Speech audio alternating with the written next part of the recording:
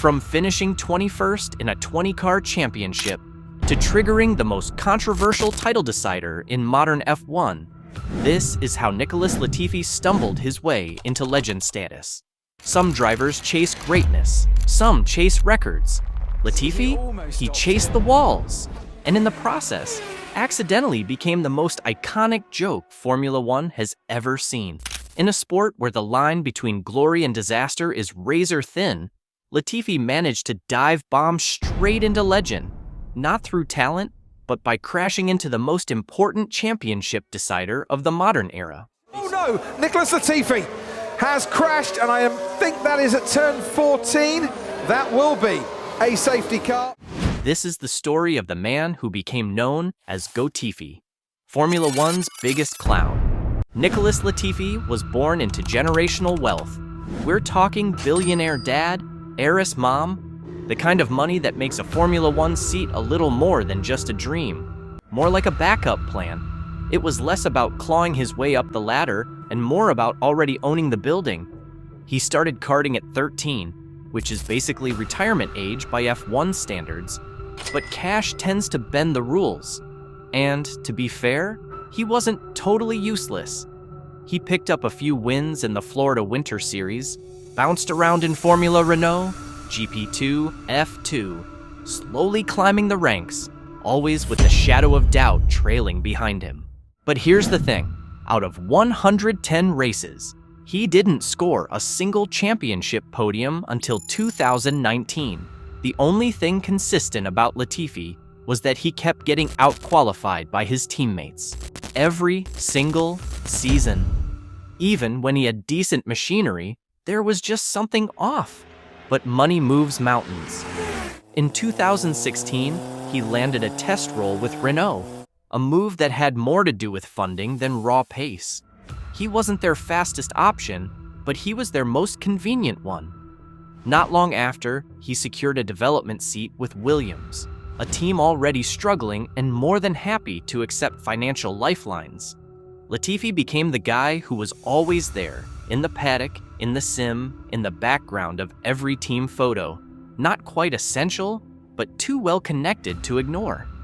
By 2018, he was testing regularly, attending races, and basically serving as a paid intern with a billionaire resume. And then, finally, after years of writing checks, doing demo laps, the stars aligned. The seat opened, the money talked, and Nicholas Latifi got the call. Formula One 2020, he made it, and immediately reminded us why he probably shouldn't have. His debut season in 2020 was catastrophic.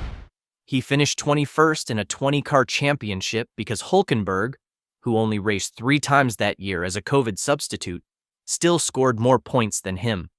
In Austria, he spun under no pressure. In Hungary, he crashed in the pit lane. At Monza, he qualified dead last while the entire field was practically driving rental cars. At Mugello, he retired after a multi-car restart shunt, one of several times he failed to avoid chaos not of his own making. In Portugal, he was lapped so early it felt like a time zone issue. Even team radio became comedic gold, with his engineer often having to politely remind him which buttons to press or why he was being overtaken so effortlessly. It wasn't just rookie struggles, it was a masterclass in how to miss every mark. And yet, it was oddly entertaining. But that's also what made him a legend. In the age of F1 memes and TikTok edits, Latifi wasn't a driver. He was a meme. Goatifi, the patron saint of unintended comedy. You never knew what was coming, but you knew it'd be funny. And in an era where relatability trumps perfection, Latifi was oddly relatable. He struggled, he slipped, and people noticed. Then came Abu Dhabi, 2021.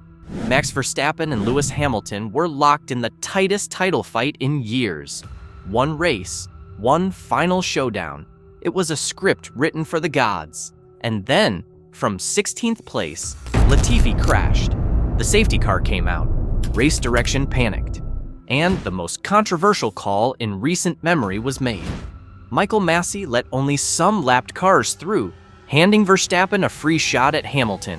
The title flipped in one lap, all because of one guy, Latifi. The internet imploded. Hamilton fans were furious. Red Bull fans were confused but thrilled. Latifi, again, the guy in 16th, was suddenly the most talked about man in motorsport. The guy who had no business being in the conversation was the conversation. He got death threats, went offline for months, and quietly became the final boss of F1 chaos. Some fans were genuinely concerned. One tweet read, "When he crashed at Abu Dhabi, I was worried about him, but he was okay," which was good news. But all the toxic Hamilton fans sent him death threats. What is wrong with people? Motorsport.com posted, Nicholas Latifi deserved better than his F1 career becoming something of a meme following the 2021 Abu Dhabi GP controversy and subsequent online abuse. And of course, the internet did what it always does. It roasted him. He paid $30 million to play dress up. But he was ass. He didn't deserve an F1 career to begin with. And maybe the most accurate of all, he edged himself into motorsport history. He'll never be forgotten, at least. It summed up a brutal truth. To many, Latifi was never seen as a serious competitor, just a rich kid playing pretend at 300 kilometers per hour.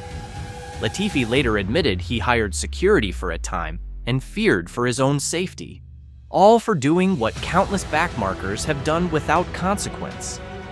In 2022, he returned, still crashing, still qualifying last, still not quite sure where the track went. He spun out at Albert Park, crashed at Monaco, and had so many track limits violations, it felt like he was trying to race in another postcode. Even his own team couldn't hide the awkwardness. When Williams announced his departure, their tone felt less like a farewell and more like a sigh of relief. Alex Albon, his teammate, often outqualified him by margins that made people wonder if they were driving the same car or the same sport. But somehow, through all the noise came a final flicker of redemption. In Japan, amid the chaos of a wet and wild Suzuka, he did something rare. He nailed it. As heavy rain turned the 2022 Japanese Grand Prix into a strategic minefield, Latifi made the gutsy call to pit early for intermediates. While others hesitated, he dove into the pits on lap 2, and it worked. That single decision vaulted him from the back of the grid into the points, eventually finishing P9. It was his first and only points finish of the season. Latifi's contract wasn't renewed. On September 23, 2022, Williams Racing officially announced he would part ways with the team at the end of the season. Because in a sport obsessed with perfection, millisecond lap times, flawlessly executed pit stops, and drivers trained from age 3, he showed that being memorably terrible could still make you unforgettable. Latifi spun, crashed, and bumbled his way through 3 seasons, and yet, we remember him more vividly than many midfield drivers who quietly clocked in and out. This video takes a lot to make, so show your support by liking the video.